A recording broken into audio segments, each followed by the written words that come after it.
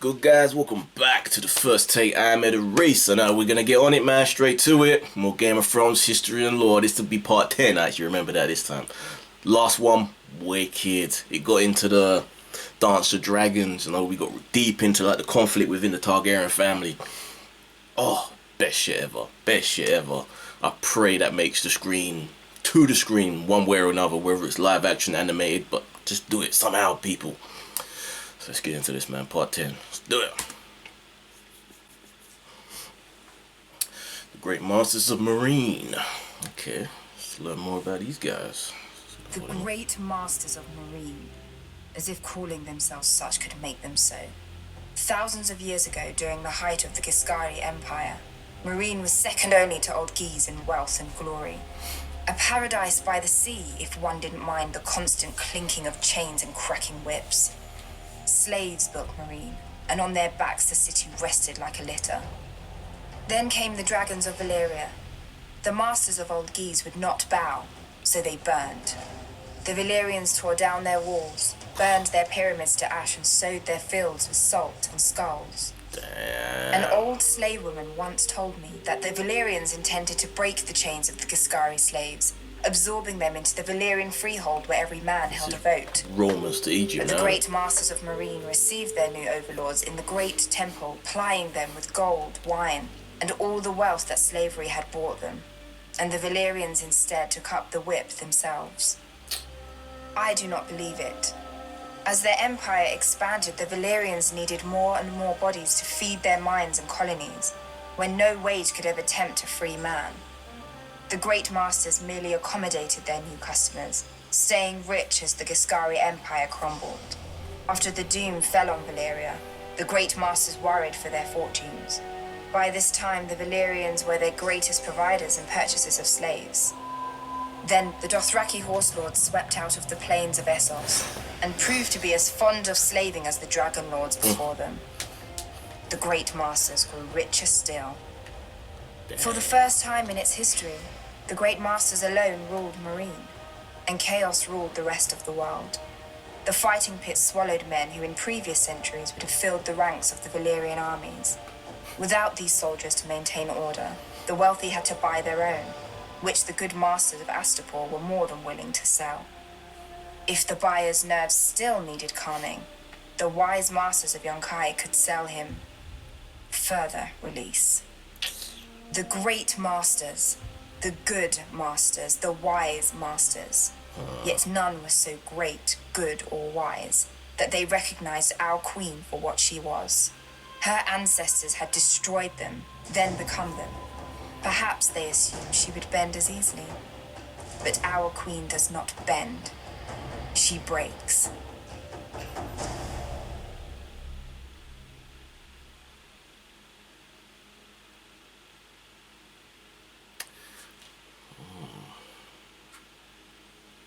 Today, men know the seven as statues in the septs, but in the old days, the gods themselves walked among men. They crowned Hugo of the Hill, the first king of the Andal people, and promised him that his descendants would rule great kingdoms in a foreign continent. When the time came, the Andals carved the seven-pointed star upon their bodies and set sail for the strange land across the narrow sea, Westeros. Whilst Andal warriors battled the first men for kingdoms, Andal septons battled for souls and were received just as courteously. We don't know how many bold and pious men lost their lives, but adversity bred strength. Our purest and most righteous believers took up the sword to defend and preserve the faith from its enemies. So was born the Order of the Faith Militant. When Aegon the Conqueror landed in Westeros, the High Septon locked himself in a sept for 7 days and 7 nights. Finally, the crone lifted her golden lamp and showed him the path ahead. The High Septon himself would anoint and crown Aegon as Lord of the Seven Kingdoms, and the Faith Militant rallied behind Aegon in governing his newly united land. Yet Aegon and his sisters never wholly accepted the faith. The High Septon had conceded Aegon's marriages to his sisters as a relic of his Valerian heritage, which would soon fade. But when Aegon's heir wed his daughter to his son, the faith could brook such abomination no longer. The High Septon led the denunciation of the Targaryens, and all over Westeros the faith militant took up their swords against the dynasty and its supporters. The faith militant set upon and punished the Septon who had performed the ceremony. A few of the faith militant's more militant members even scaled the walls of the castle and would have slain the king and his family had a knight of the king's guard not intervened. Frightened, the king fled to Dragonstone, where he soon died of cramps. And so ascended the king's younger brother, Maegor the Cruel. His first act was to challenge the faith militant to kill him if they believed his rule to be ungodly. To the Order's eternal credit, they accepted. Ser Daemon Morrigan proposed a trial by 7. Ser Daemon and 6 of the faith militant against the king and his 6 champions. It was a contest in which the kingdom itself was at stake, and the accounts and tales are many. But at the end of it, Maegor alone lived, proving that the throne was rightfully his. He mounted the Black Dragon, Valerian, and burnt down the Sept in King's Landing, while the faith militant were inside at morning prayers. The screams of the burning and dying men were said to echo throughout the city. Though Maegor had won the trial by 7, he demanded the complete destruction of the faith militant and the faith itself, if necessary. He made war upon the Order wherever he found it. Yet the faith militant would not surrender, raising armies of their own and turning Maegor's own lords against him. The Father's justice may not always be swift, but it is certain. One morning, Maegor was found dead on the Iron Throne. No one knows how. Maegor's cruelty died with him. His successor saw the wisdom of a united crown and faith, and his hand reached an accord with the High Septon. As long as the Iron Throne defended the faith would put aside its own swords and its condemnation of the Targaryens. Perhaps the High Septon felt he had no course but compromise. Outlawed and hunted for years, the faith militant was but a shadow of its former self. Without its own guardians, the faith would have to rely on corrupt, worldly kings and their corrupt, worldly courts. For thousands of years, the faith militant had stood watch over the faith. And then, its sun set. Now, after years of war and destruction, of abomination and blasphemy, none can argue that we have been walking through darkness. Perhaps the time has come when the sun must rise again. That's the interesting thing about High Sparrow. He wasn't a wholly bad person. Like, there was definitely certain corruptness to him. I think power got to him, but he never really... The Father reached his hand into the heavens and pulled down 7 stars. And one by one he set them on the brow of Hugo of the Hill to make a glowing crown. The maid brought him forth a girl as supple as willow, with eyes like deep pools. And Hugo declared that he would have her for his bride. So the mother made her fertile, and the crone foretold that she would bear the king 44 mighty sons. The warrior gave strength to their arms, whilst the smith wrought for each a suit of iron plates. But sadly, the gods no longer walk the earth among us, and you can see what a mess we've made of their creation since. Yet we have hope. The gods didn't abandon us in silence, but gave us their holy words to guide us, collected in the oldest and holiest text of the faith of the 7, the 7-pointed star.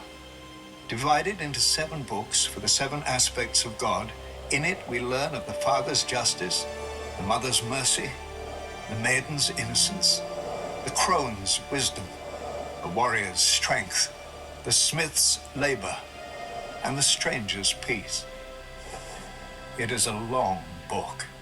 Many never read it in its entirety, even if they could. When the Andals first sailed for Westeros, filled with divine fire, every warrior carved a 7-pointed star into his body, for even that was easier than carving its namesake into his mind. Though one could perhaps argue that it wasn't the warriors, but the Septons and Septors, armed with the holy text of the 7-pointed star, who truly conquered Westeros. The first men had no letters, but the runes they would scratch onto rocks. No gods, but the faces they would carve into trees. But then came our holy men and women among them, bearing the very words of the gods under their arms. Trees and rocks were no match for the 7-pointed star, and most of Westeros soon turned to the faith and to its guardians, their new Andal overlords. Whilst the Andals soon fractured into warring kingdoms, the faith remained whole and indivisible, bound together by the 7-pointed star. When those kingdoms fell to Aegon and his dragons thousands of years later, the faith remained subject only to the 7 above and the 7-pointed star below. It's Christianity taking over So it from was supposed to be. paganism. Too often, our high septons have lost their way, clouded by worldly wealth and power. Vatican. No matter. We still have the 7-pointed star. Men's will and virtue may fail, but the words never do. As men bow to their lords and lords to their kings, so kings and queens must bow before the 7 who are one. The knees of the powerful work the same as the knees of the weak, and were given to all for the same purpose. That's good. To bend before the gods, That's a or good. break in the bending. That's a good quote there. He blatantly has taken from real life. Like I keep seeing these parallels. He's just adapted the names. Before the 7 but kingdoms, it's what's happened. before the Iron Throne, there was Dorne. Sprinkled fantasy. 12,000 years ago, the first men crossed the land bridge from Essos to here. Of course, they were men, so they soon broke it. Then, while their cousins to the north built kingdoms, the Dornish squabbled over land, water, and wives. For centuries. Until Nymeria, a warrior princess in Essos. She led a fleet of 10,000 ships across the narrow sea to Dorne. Almost all of the petty lords made it clear that she wasn't welcome. All but one, Mors of House Martell. He saw in her a strength to match any man, including his rivals. After she accepted his marriage offer, she set fire to her ships. For 50 leagues, the coast was bright as day, and in the burning light, Princess Nymeria named Mors Martell the Prince of Dorne, in the style of her people. Dorne would be her home, or her grave. For many years, Nymeria and Mors waged war against all rivals. The Jordanes, Blackmonts, Corgyles, and even the mighty House Ironwood.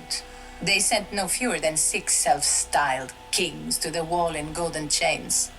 After Mors fell in battle, Nymeria took command of his armies and united Dorne.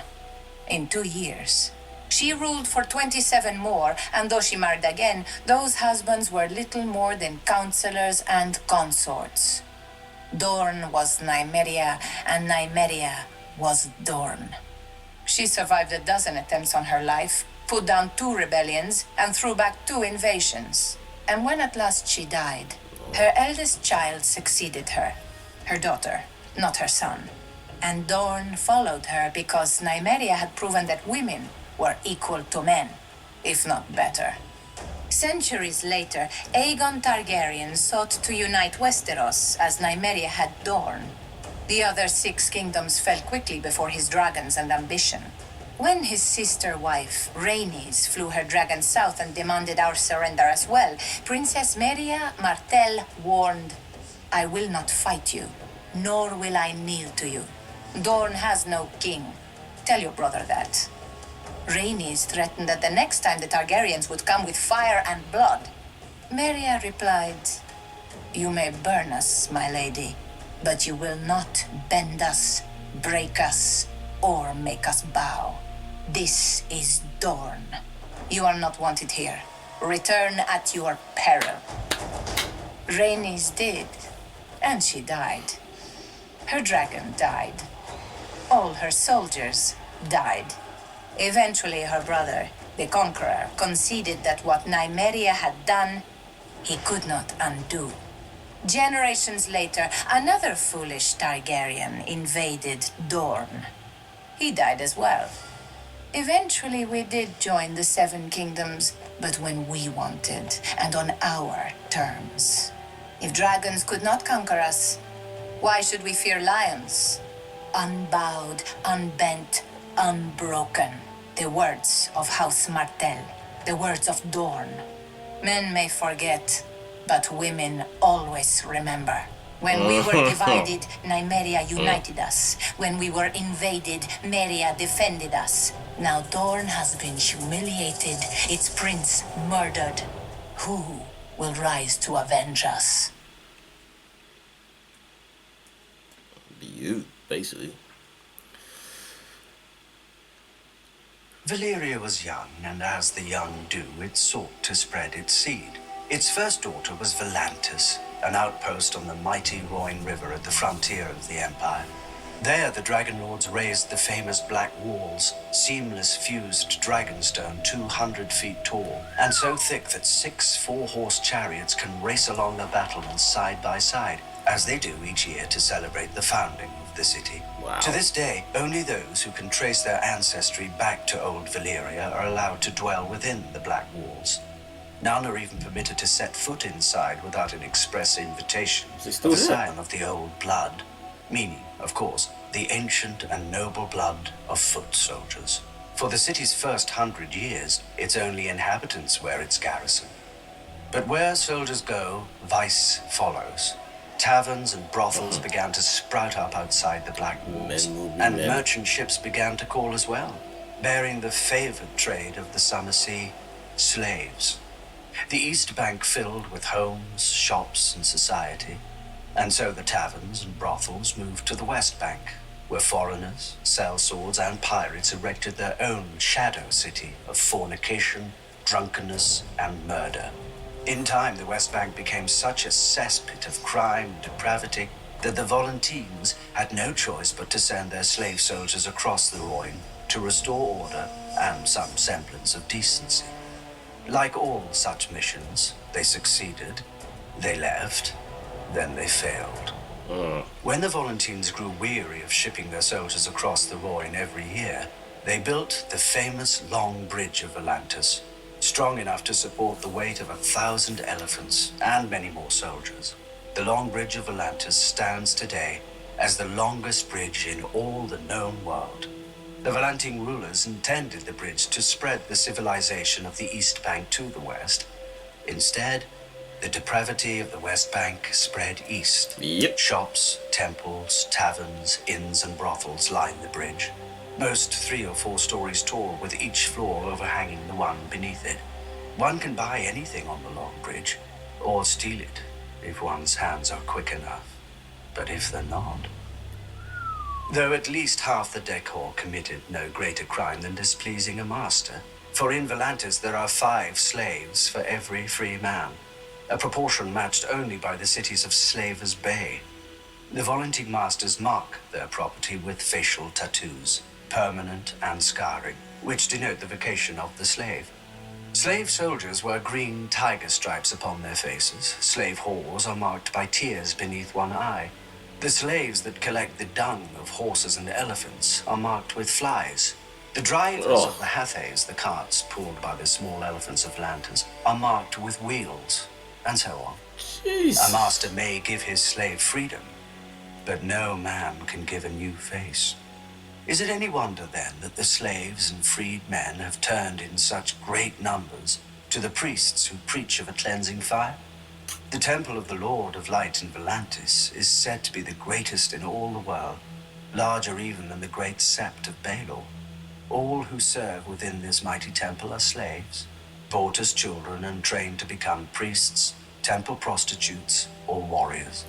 And one could argue Temple its adherents outside the temple are prostitutes. slaves as well, in mind, if not in body. Magic frees nobody, except its practitioner, There to are do what rumors he that the will Vatican with has those who something can't. similar going on. Just as the black walls free the old blood to see what they will. Without those, they don't. But one must wonder how much longer such freedoms will endure. When across Essos, one hears the sound of chains breaking, of slaves rising, of dragons roaring. Volantis may call itself the first daughter of Valyria, but it is not the last. That's so poetic. Fighting pits of Marine. Yeah, let's get into this. Keep talking about this. Let's hear about this place. People love blood when it's not their own. But tavern brawls are boring, and wars never have good seating. Thus, the famed fighting pits of Marine opened shortly after the city's own founding. And I heard that originally the combats were a blood sacrifice to the gods of Geese, the empire that founded Marine. Some still believe they are, but the Ghiskari Empire died a long time ago and their gods went with them. Yet the pits remained open, filling the city's purse with gold from the ends of the earth. I suppose the fighting pits are a blood sacrifice after all. Only the gods changed. In the pits, slaves fought each other to the death for fame and glory. And gold for their masters. A lot of gold. Enough for the masters to invest in rigorous training. Slaves were taught to fight like Dothraki screamers, bearded priests of Norvos, iron-born reavers, Westerosi knights, Kohoric hunters, and Lysine pirates. Whatever would excite a crowd. After all, everyone wants to know who is the best. And, of course, who isn't. For the crowds don't come only to see men fight well. I've seen the masters release tigers, lions, and other exotic beasts into the arena to chase less costly slaves, barely trained, if at all. A whore once told me of an amusement in one of the less prestigious pits. One boy was rolled in honey, one in blood, and one in rotting fish. And then a bear was unleashed, and the crowd wagered on which boy the bear would eat first. Motherfucker. I never heard who won. Then again, it was obvious. Hey, who got it? The masters. Did such stories worry me? Of course not. I could fight, and for a good fighter, life was luxurious. Thousands of people chanted his name when he stepped into the pits. He would eat the choicest meats, drink the finest wines, and sleep on exotic furs. There's not what you Often want. not alone. Women would fling themselves at him or sneak into his chambers to wait for him after a fight. Foreign princesses, priestesses, and even the wives and wayward daughters of masters. He never had to fear punishment. For a great fighter could be worth 300,000 honors. Another wife was always cheaper. And when this renowned fighter finally fell, for all fighters will in time, his name would be inscribed into the gates of fate among the other valiant dead. I remember once trying to count the names, but the gates opened before I finished, and another fight began. That needs to be shown, man. Shit. Oh, bravos. Most cities are built on stone. Bravos was built on ships, or more specifically, their cargo. Slaves who rose up against their Valyrian captors and seized the helms of the convoy. Of all crimes, Valyria punished rebellion most severely. The slaves faced not execution, but the Valyrian mines or labor camps in the most remote and savage colonies, if recaptured. And few corners of the world can long remain hidden from Dragonback. However, our histories claim that a group of slave women prophesied the slaves would find shelter in a distant lagoon behind a wall of pine-clad hills and sea stones, where the frequent fogs would help hide the refugees from the eyes of dragon riders passing overhead. And so it proved. Because they had risked their lives in the name of freedom, the mothers and fathers of the new city vowed that no man, woman, or child in Bravos should ever be a slave. This is the first law of Bravos, engraved in stone on the arch that spans the long canal. For over 100 years, Bravos hid itself from the eyes of the world, who called it the Secret City. Using a dye derived from a local snail, our captains stained their sails purple to to hide their stolen Valyrian ships. Our merchants carried false charts and lied when questioned about their home port. Eventually, one Sea Lord, our elected ruler, decided enough time had passed and initiated the unmasking of Braavos to the world and to Valyria. Of course, it helped that the Iron Bank made handsome restitution to the Dragon Lords for the stolen ships, whilst of course refusing to pay for the value of the slaves themselves. The anniversary of the unmasking is celebrated every year in Braavos with 10 days of feasting and masked revelry, a festival like none other in the known world, culminating at midnight on the 10th day when the Titan roars and tens of thousands of celebrants remove their masks as one. Freed of the constraints of secrecy, Braavos quickly grew into the wealthiest and most powerful of the free cities, and, one could argue, the most beautiful. From the sprawling Sea Lord's palace with its menagerie of strange beasts and birds, to the imposing Palace of Justice and the aqueduct we call the Sweetwater River that bears fresh water from the mainland, Braavos is without rival in either engineering or elegance. The temples of Braavos are also famed throughout the world and wondrous to behold. Descended from 100 different peoples, the Braavosi honor 100 different gods. The Temple of the Moon Singers is the foremost of these, being the faith of the slave women whose prophecies led our ancestors here. The Lord of Light has a great temple as well, where his worshippers have grown ever more numerous in the past 100 years. Yet less numerous, and even some forgotten faiths still have temples deep in the heart of the city, on the Isle of the Gods. But the beauty of Braavos is not only in her buildings. Braavosi swordsmanship is renowned throughout the world. Our bravos eschew the armor and long swords of the Westerosi knights, preferring speed, agility, and slender blades. The greatest bravos call themselves water dancers, after the custom of dueling upon the moon pool near the Sea Lord's palace. By tradition, the greatest of all the bravos is the First Sword, who commands the personal guard of the Sea Lord and protects his person at all public events. Once chosen, Sea Lords serve for life. Inevitably, there are always those who wish to cut that life short to effect some change in policy. Though not even the First Swords are the true guardians of Braavos. That honor goes to the Titan, who protects the entrance to the harbor. With his proud head and fiery eyes looming close to 400 feet above the sea, the Titan is a fortress of a kind never seen before or since. His eyes are huge beacon fires, lighting the way for returning ships into the lagoon. Within his bronze body are halls and chambers, murder holes and arrow slits. Enemy ships can be steered onto the rocks by the watchmen inside the Titan, and stones and pots of burning pitch can be dropped onto the decks of any that attempt to pass between the Titan's legs without leave. This has seldom been necessary, however. Not since the Century of Blood has any enemy been so rash as to attempt to provoke the Titan's wrath. Century of Blood. Should an enemy break through into the lagoon, however, it would face the walls of Braavos, again not of stone like other cities, but of ships. The arsenal of Braavos can build one of our famous purple-hulled war galleys in a single day. All the vessels are constructed following the same design, so that all the many parts can be prepared in advance, and skilled shipbuilders work upon different sections of the vessel simultaneously to hasten the labor. To organize such a feat of engineering is unprecedented. One need only look at the raucous, confused construction in the shipyards around the world to see the truth of this. Let us imagine that even the arsenal, great as it is, failed us. An enemy who could defeat both the Titan and our fleet would be strong indeed. But Braavos does not depend only on statues and ships. We also have iron and gold. Get themselves swords in. Yes, I want to know about this dude.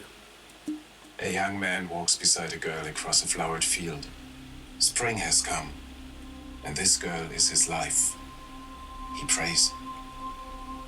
A child climbs a tree to watch the sunset over the fields. Summer is ending, and the harvest is life for his village. He prays. A hunter tracks a boar through the woods. Winter is coming, and this boar is life for his family. He prays. But to whom do they pray? The world has as many answers as there are men to answer. but walk far enough, climb high enough, hunt long enough, and a man shall find only one God, with many faces. In the faith of the seven, he is the stranger who guides men from this life to the next. Oh, it's connected to Few them. seek his favor, or at least, few realize that they do. In the north of Westeros, he is one of the nameless old gods, staring out from the weirwood trees and the snow. In the Iron Islands, he is the drowned god, calling men down to his watery hall. They take What is credit dead may never die, but rises again, harder and stronger. for all of it combined. In the Far East, he is the Lion of Night, who fathered the world's first emperor on the Maiden Maid of Light, and whose wrath nearly ended the world. In Volantis, he is the Lord of Light, whose followers feed men to the flames to beg his favor. In Lys, he is the weeping lady who sheds her tears for the living, soon to die. In Qohor, he is the black goat, and he feeds on blood offerings every day. On holy days, he is offered condemned criminals, and in times of great crisis, he may even be offered the noblest children of the city to beg his protection. Does he accept their That's gift? fucked. Well, the city still stands. For the poor, he's the hooded wayfarer. For soldiers, he is Bacalon, the pale child. For sailors, he's the moon pale maiden and the Merling king. In the house of black and white, however, he is all of them, and none of them. He is the many-faced god, and wherever a man turns, there he is. Men come from every corner of the world to know him, to beg his favor and seek his gift, for themselves, if their life has grown too hard, or for others who are making it so. It is all the same to the many-faced god. While at Ohylus, all men must serve him, beggars and kings. While at Morgulis, all men must die, good and evil. Men worship as they will, but at the end of every road stands the many-faced god, waiting. Come on, you gotta give me a bit more than that. Oh, faceless man. Okay. Give me a bit more. Who are the faceless men? It depends on who is asking. To a penitent, they may be relief. To a victim, they may be vengeance. To a lord, they may be an incredible expense. And to the Iron Bank, they may be just another asset. Nobody but the faceless men know their origin, though the order is rumored to predate the founding of Bravos. We know only that they reside in, or are somehow aligned with, the House of Black and White, an odd and lonely building where few who enter ever leave. Some whisper that those werewood doors open not on a house, but onto the world of the dead, from whence the faceless men rise when summoned. We can dismiss such foolishness as we do the fishwives who spread it. The House of Black and White is merely a temple, consecrated to the many-faced god, and filled with statuary of his many faces. The old gods of Westeros, the Lord of Light, the Black Goat, the Lion of Night, the Weeping Lady, the Stranger. Perhaps now you understand what is worshipped here, and along with them, other gods who none alive now recognize, brought here long ago by sailors who never came again. Unlike the priests of other religions, the servants here preach no sermons and perform no ceremonies. As far as one can see, silence and solitude form the whole of their worship, as well as collecting the occasional devotee. If one wants to engage a faceless man, one visits the House of Black and White and pays the price. As for what that may be, those who have paid it rarely speak of it. For make no mistake, from the moment the faceless man accepts your offer, the man you named is dead, though he doesn't know it. Perhaps not that day, perhaps not that year, but soon, and inevitably. Many would say you are as much his murderer as if you'd swung the axe yourself, just as many would say that's the point.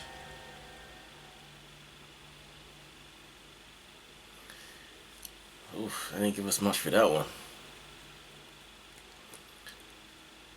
Westeros has mighty rivers, but none of them compare to the Rhoyne. It is said that there is no stream or Wait. puddle in Western Essos but drains to Mother Royne. No doubt an exaggeration. Until one sees the river, at its widest, a man in the center can't see a shore to either side. The greatest of Mother Royne's children were the Roiner, a civilization as ancient and grand as old Guise. Fishers, traders, scholars, workers of wood, stone, and metal. The Roiner raised their elegant cities from the headwaters of the Rhine down to her mouth, each lovelier than the last. For many centuries, the Roiner lived in relative peace. When invaders swept down from the hills, the Roiner, women and men, would don silver-scaled armor, fish-head helms, tall spears, and turtle-shell shields.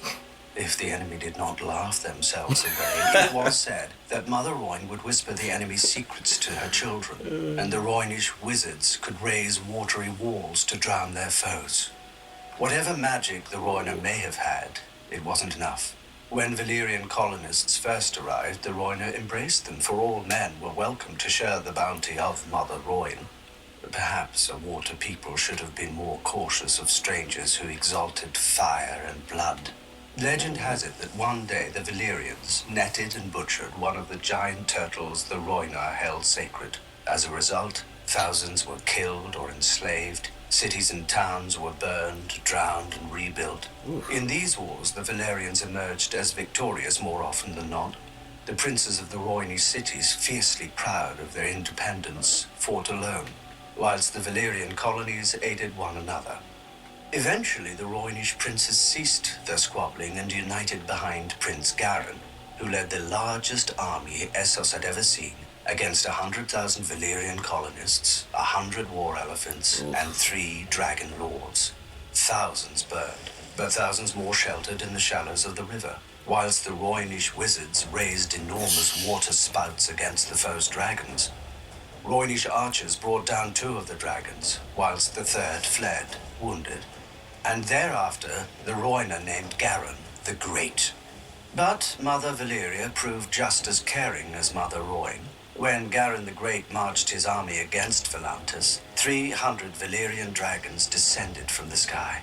Tens of thousands burned whilst others rushed into the river. But the fires burned so hot that the water boiled and turned to steam.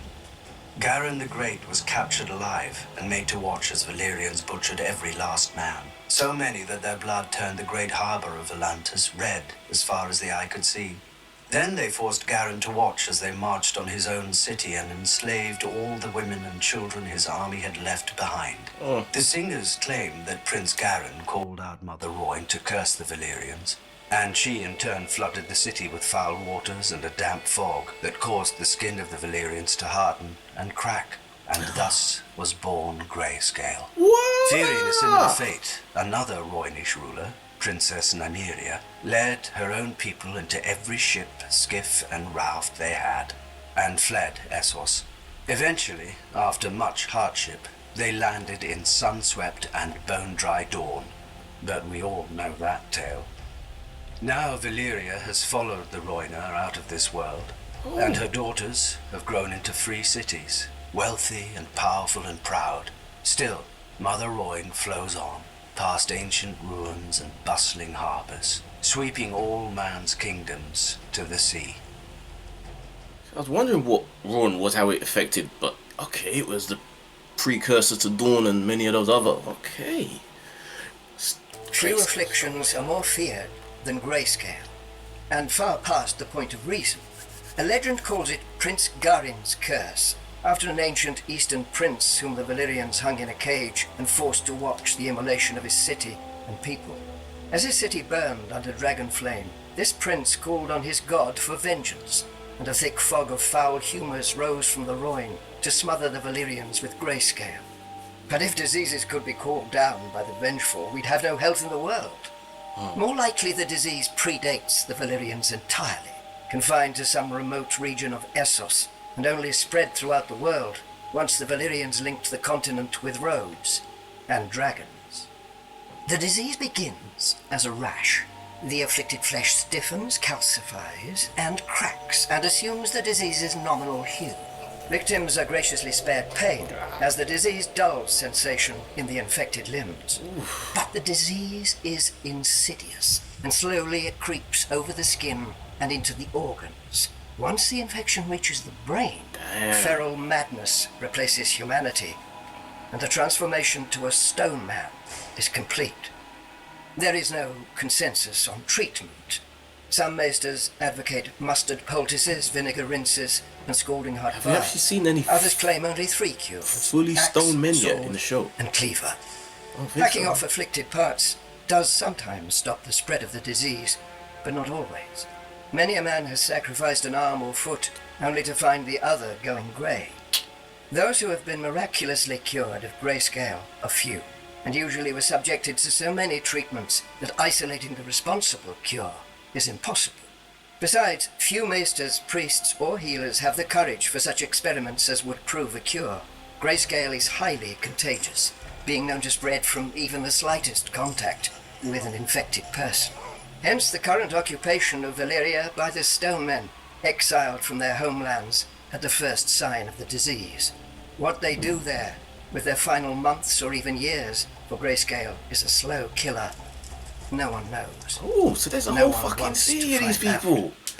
Oh, they have to show that. They have to show us the Stone Men. Come on, HBO. And I want to see that shit. Because what if they're not as zombified, so to speak, as they expect, that they actually functioning people. A society of just these stone-fleshed beings. Yeah, that was cool. That really truly kind of lived up to the whole histories and lore, because it really got into a lot of the old shit, older than most of what we've been getting before. The stuff that predates many of the cities. I like that. That was cool, man. You hoping any of this will actually make it in the final 2 seasons? Considering how short they are, I doubt it. I doubt they're going to introduce new concepts and new places. We can wish, we can hope, but probably something that may only be seen if we ever do get a prequel afterwards. Because I reckon in the last 2 seasons, considering there's only like, 6 or 7 episodes with each, it's probably just going to concentrate on tying up all those story threads and loose ends. But what aspects you hoping to see, either in the last 2 seasons or a prequel, the most? You know, in terms of cities or groups of individuals. Let me know, guys. Write comments down below. Like the video, please subscribe, give me a thumbs up. I am Ed Reese, and this has been my first take 2 Game of Thrones Histories and Lore Season 5 Part 10. Ooh, I think there's only 1 part left after this. 2 parts. I'm not sure. I think there's like 2 parts left. There you guys.